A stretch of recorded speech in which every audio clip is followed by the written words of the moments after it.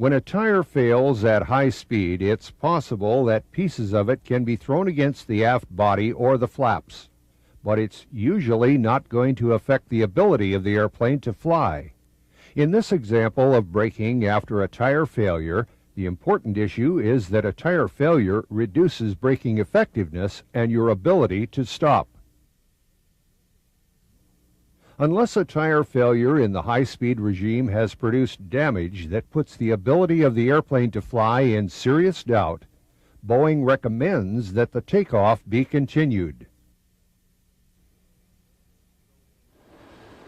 Though each go, no-go situation has its own complex series of events, let's take a look at a summary of one accident report and see the consequences of the decision to reject after V1.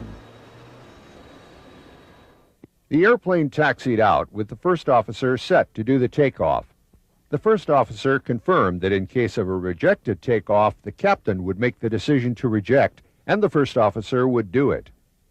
2.5 seconds after the V1 call-out at 156 knots, engine number 4 fire warning came on in the cockpit.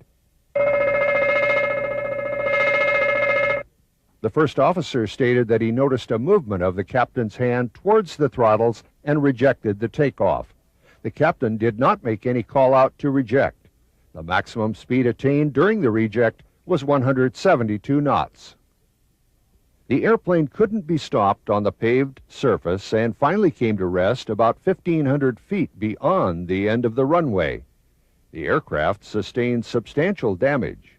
One passenger received minor injury during the process of evacuation. There was no engine fire. The accident occurred due to the improper decision of the flying pilot to reject the takeoff at a speed higher than V1. Lack of crew coordination was a contributing factor.